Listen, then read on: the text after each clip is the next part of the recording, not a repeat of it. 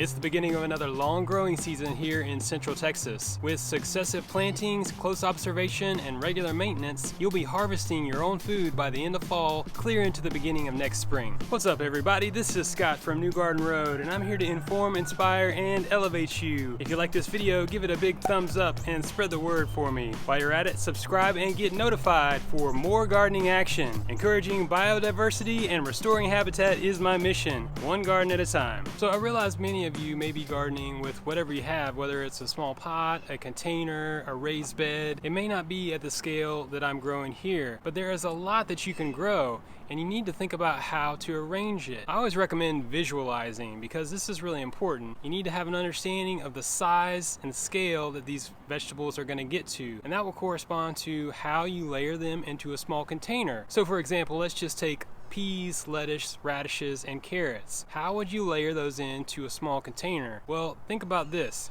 The sun passes throughout the day on the southerly side of the sky. So the north side of that planting is where you're going to plant the taller crops. Can you make a small trellis for the peas to grow up?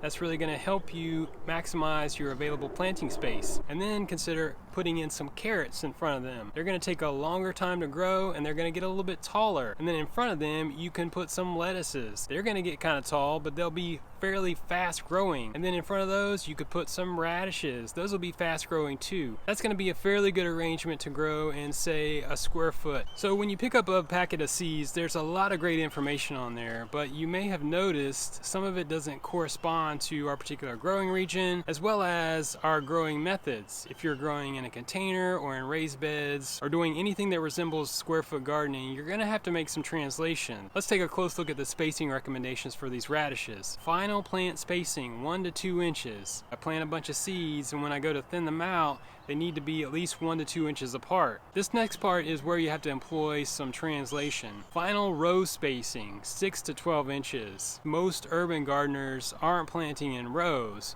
because the whole idea of raised bed gardening, square foot gardening, is to be able to grow as much food as possible in a small amount of space. And by doing that, you forego the traditional method of row planting. In most instances, I don't even pay any attention to the row spacing. I know how to translate it to square foot gardening, and I've even made like a little sticky note here on my clipboard. It tells me based on the final plant spacing how many I can plant per square foot. So for instance, when final plant spacing is recommended at 1 to 2 inches, I'm probably going to plant a good 9 per square foot. I think if you wanted to, you could really squeeze them in there more closely and get 16 per square foot. I will tell you from experience, the tighter and the closer you get things planted, the more challenging it can be to provide maintenance for them.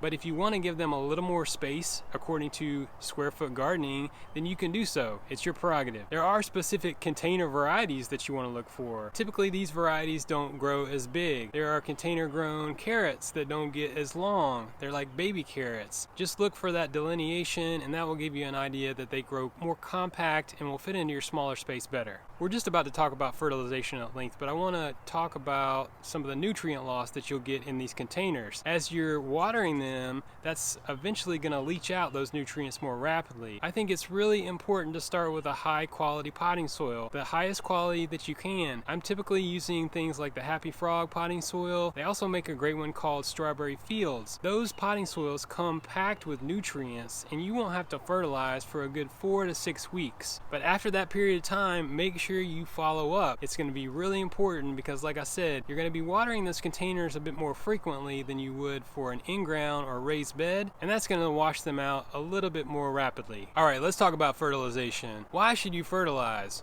First of all, you want to encourage vigorous growth. You don't want these plants to sit there and become more susceptible to pests and diseases. You need them to bust out and produce some food for you. Whatever time of year you're planting, I always recommend amending the garden soil. That process consists mainly of adding some compost and fertilizer prior to planting. It's really important that those nutrients and organic matter be there present before the plants start growing. And just like I was saying with the container plantings, it will be necessary to follow up and fertilize them additionally or side dress them throughout the growing season. Let's just for a moment compare and contrast liquid versus granular fertilizers. What I've learned is that with granular dry fertilizers, fertilizers, you're actually adding organic matter. You're building the soil. That's important. You really want to continue to do that in your garden, because as you grow your own food, that food will be taking some of those nutrients and utilizing that organic matter to actually produce the food. So a granular fertilizer is going to add some organic matter and some slow release nutrients. These are typically applied every 4 to 6 weeks.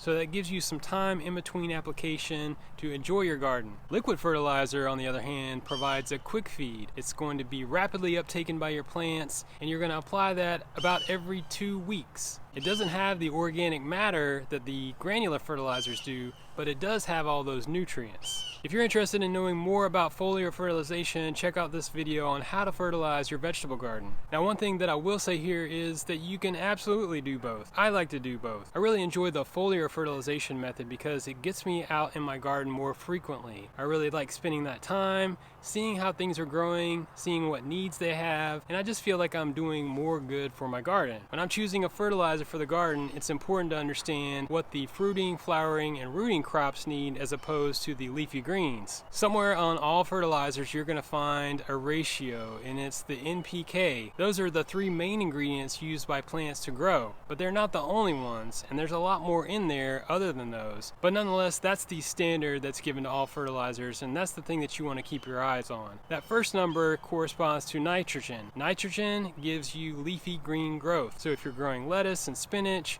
you want to have a higher first number. When you're growing a flowering, fruiting, or rooting crop such as broccoli, which is actually an enlarged flower head, or you're growing root veggies such as carrots, beets, turnips, radishes, or you're growing some of these flowers that are going to attract pollinators and beneficial insects, you want to keep a close eye on that middle number. That corresponds to phosphorus. That's going to be the bigger catalyst for producing some of those results. The last number in the NPK is potash, and that corresponds to overall cellular vigor. When I'm feeding my kale and my spinach, I'm looking at the Sustain brand 824. That first number, like I said, corresponds to leafy green growth. If I'm feeding my broccoli, my flowers, or my carrots, I'm looking at the Sustain 464. That middle number, like I said, is going to give me what I need for those crops. You're going to find the same type of numbers on liquid fertilizers, but generally they're smaller. Whatever brand you choose, I encourage you to look for an organic fertilizer and pay close attention to the NPK. Now let's go ahead and get into some of this content around seed starting. First of all, I'm just going to go over a few basics related to direct sowing in the garden. You want to make sure the soil temperatures are good. For instance, when you're looking at things like lettuce and spinach, they're definitely going to like some cooler temperatures in the soil as opposed to things like the radishes and the beets and the carrots. One thing that's really important to me is taking my time when I plant my seeds, making sure I'm planting as few seeds as possible. You know, I may plant 2 or 3 just to make sure one of them sprouts. I have a couple of homemade spacing grids based on the square foot gardening method that really allow me to efficiently move through my planting. Once I've got my seeds in the ground, I like to cover them with a screened compost. The reason I'm screening compost is because I want to filter out some of the heavier, clumpier particles. I don't want anything to be there to get in the way of that emerging seed. A seed starting mix is perfect for this. It's a really fine, light texture. You can plant your seeds directly in the garden and cover them with a little seed starter mix. So I want to touch on a few specific tips for growing carrots. Most carrots, the final plant spacing is going to be 2 to 3 inches, and I typically translate that to 16 carrots per square foot. I think it's important to be meticulous when you plant your carrots. You really only need to plant 2 or 3 seeds at each space. Plant them at the appropriate depth. Make sure you cover them lightly, and you want to push them firmly into the soil. That will help as you water them. As it rains, they won't get washed away or moved as easily. If you want to grow big carrots, successful carrots, make sure you thin them out. You may have to give them 2 to 4 weeks before they're big enough where you can actually get in there and work with them. You want to use some clippers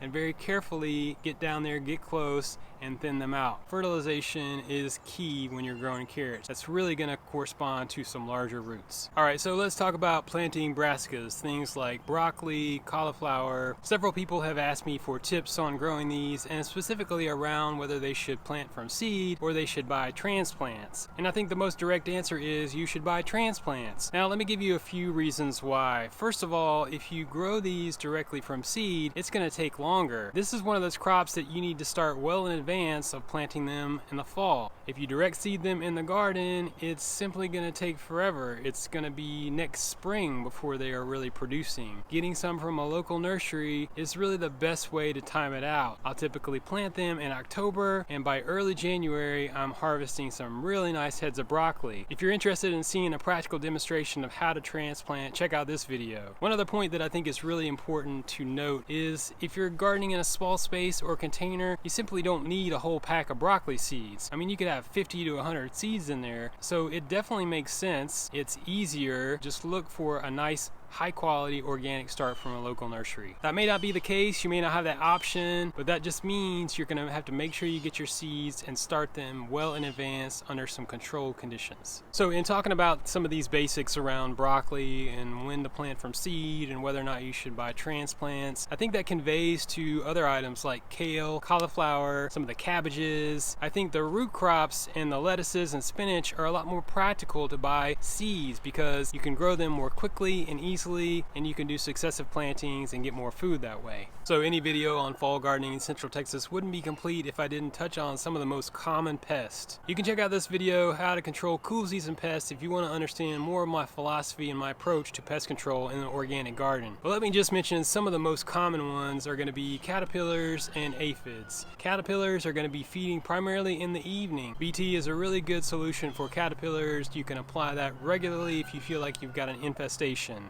Aphids are also easily controlled by a strong blast of water or insecticidal soap. If you've got an infestation, you want to keep up with something about every 3 days for 2 weeks until you have those numbers down. If you're growing some mustard greens or some radishes, you're sure to see some flea beetles. They can be difficult to distinguish with the naked eye, but you'll notice if you get close to them on your plants, they're just gonna hop on out of there. Flea beetles like to munch on plants and they'll make a bunch of small holes. It'll be kind of randomized. They are a really common insect throughout the cool season garden. They are difficult to control. You can try things like diatomaceous earth. That's a really messy product, and for me, I prefer to encourage a balance in the garden, rotate my crops, and I'll take some of the cosmetic damage along the way. Sometimes it can be really severe, but oftentimes it doesn't decimate the plant. If you choose, you can prune out some of the more heavily damaged foliage and side dress with a fertilizer, and you'll get some new growth. Cucumber beetles, like the flea beetles, they're going to be munching some holes in your plants. They've got an elongated body, they're yellow with some black spots. If you're doing a lot of seed starting in the garden, you're sure to see some snails, roly-polies, cutworms, and even some earwigs. I think these guys can be pretty bad when you're direct seeding and you got some little seedlings down there. They're really vulnerable, they can get taken out overnight. So there's a couple of products that I like to use when I'm doing some direct seeding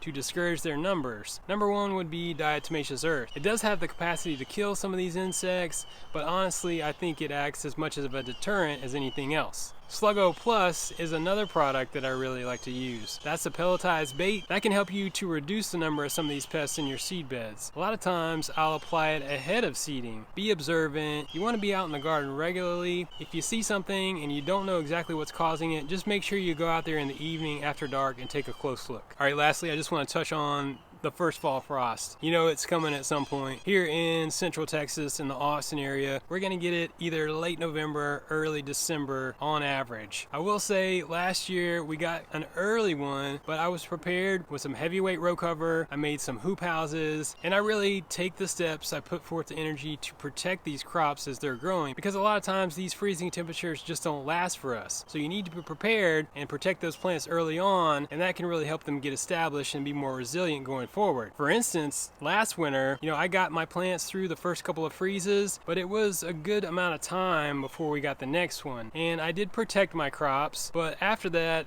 I felt like things were pretty well established, and we got some temperatures in the upper 20s, and I didn't cover my garden. There was probably 3 or 4 light freezes that I didn't protect anything. I'm keeping them watered. They're really healthy. I'm applying liquid seaweed. We even got some snow early this year, and I didn't cover anything. I mean, I got up in the morning. It took my breath away a little bit because here I am in my garden that I've been growing for months. All my citrus trees, my spinach, my kale, my broccoli, they're completely covered in snow. But guess what? Everything was fine. It just didn't get that cold. That's not always going to be the case, but that's some perspective. If you've got an urban garden in Central Texas, you just need to think about that. Always be prepared for these freezing rising temperatures, and I think it's really important to give them some protection early in the season. I'm really going to focus on making successive plantings, plant some seeds, and then in a couple weeks I'll plant some more of those seeds. Hopefully I'm going to get a sustained harvest of food. These are the blue potted shelling peas from Seed Savers Exchange. I've never grown these. How about some golden sweet peas? Those look really fun as well. Check out these Scarlet Ono turnips. How about the Touchstone Gold beets? Won't stain your fingers. These Tokyo Salad Market turnips. Those are always really good. Little baby turnips, real mild. These Cylindra beets. Very cool, almost like a carrot in their formation.